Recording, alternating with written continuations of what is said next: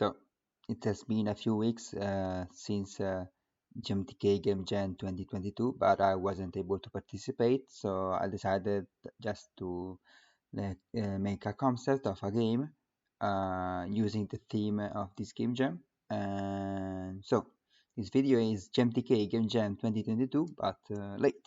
Let's go. So the theme for this year was roll of the dice. So in our game, we need to introduce some dice and some randomness related to them.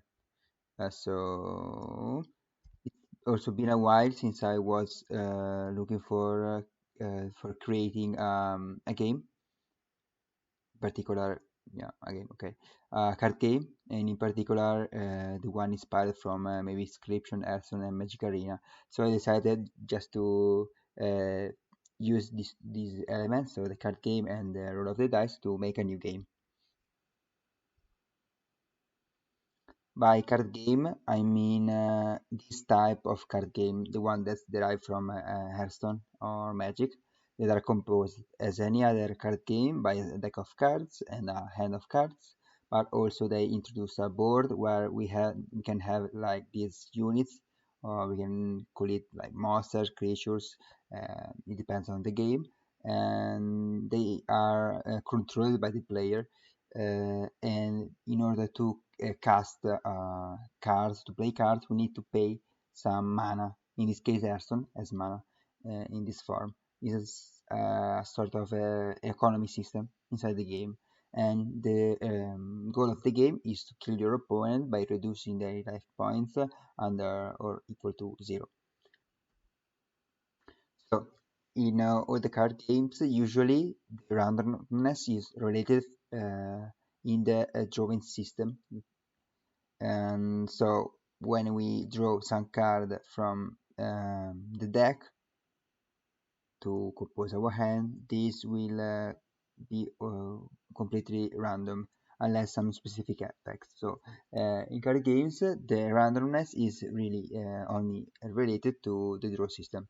In my game, I wanted to change this thing and using the dice. So in order to change these things a bit, mixed up the mechanics, I decided to make the draw system completely in the hand of the player. So the player can decide which card he wants, but the randomness is this time in the mana system, in the economy system. And so the mana system will be composed by a part of random and one other part not random. So the part that is random is the result of one dice, so from 1 to 6, and also we have a not random mana system that goes from at 1 to a maximum of 4 mana, and each turn you will get 1 mana. If your mana is more than 4, you will not get any extra mana, only the one from the dice. So since we removed the drawing system, the randomness from the drawing system, we need to choose our card every turn. Especially at the start, we choose 5 cards, and when we draw each turn, we can draw, especially in the end of the turn, to make it more balanced and not too much related to the top deck of the card. At the end of the turn, we can draw one card and we'll choose our card from the deck. Another characteristics or element that the other games have in common is the board. In my game, the board is a bit more complex. It's composed by 2 rows for each player and 5 columns for each player. So we have this is our board, and this one is the one of the enemies. In the first row, the melee cards, so the one that has a melee tag on them, can only hit the other first row or the face of the enemy. They cannot hit the second row. And so on the other hand, the ranged cards can hit where they can hit wherever they want, even staying on the second row. but melee cards that are on the second row cannot hit the first row or the head. So they're basically blocked, they cannot attack. Another cool things that, for example, Aston has is the hero power. So we pay extra mana to play hero power. In our case, we will not pay extra mana, we will just be able to use it. So the hero power will be composed by another dice, especially a dice with 4 faces. So we have a new randomness in the hero power system. On the first result will make us move right, move left, and then roll half dice and play a 2 cost roulette card. So let's just explain the third one, and the other one will be I will explain them a bit later. So but when the faces that end up by the dice is the third, from the result of the dice is the third faces, we will reroll half dice, especially we will reroll the mana dice. The result will be halved, so divided by 2.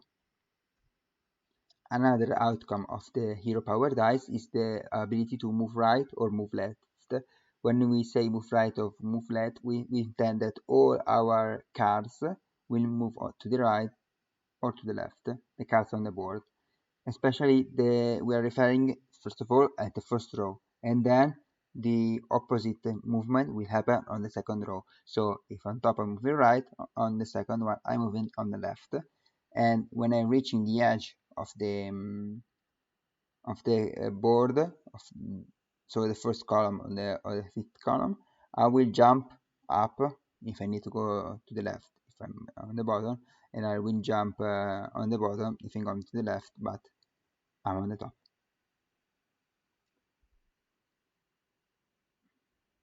We can also affect our enemy board by paying an extra 2 mana, and this the enemy of the board will also be affected by our same movement. So if we are moving to the right, also the enemy on the first row will be moved to the right, and the one on the second row will be moved to the left, as we do.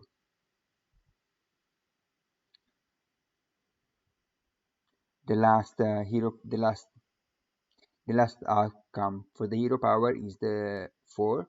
So we before rolling the dice, we will attach a special card with a cost at maximum of 2 mana to the 4 phases, and if our result is 4, this card will be played. So it's really simple. So now that we have faced the main aspect, let's just talk about cards. Cards can be of 2 types, the creatures or the spell. The creatures will be played and will go on the board. The spell will not go on the board, just have an effect, specific effect that will affect instantaneously the game. So our creatures will be characterized by some mana cost as a spell, a name as a spell, an effect as a spell, but since they are gonna be on the board, we have some attack, some health, and a specific type. Some of the effects that will be both on spell and creatures will be like this: get a new dice, have one, or hero power, or just for this turn, or just another dice for all the game, for all the turn in the game. Maybe they can be ranged, they can be affected by power-ups. Some effects can allow us to draw extra card, deal extra damage, get more mana. Also will be melee or ranged for the creatures, as we have seen before, but also some effects may allow us to change the type of the specific creature or some other target creatures. We can also move right or left, and we can also rig the dice, so influencing and cheating with our dice to having a more favorable result out of them. So the last thing that we need is a name. So I call it Roma. It's not a really beautiful name, just some easy name because I use the first half is the roll of the dice and the second half is mana. So picking roll and mana, I changed the O with a new, so that's it. So these are the main aspects of my game. Uh, in the future videos, I will also develop some cards for this game and also do some playtesting. So this project, I will continue with it. So if you like it, please stay tuned for new videos. Bye bye.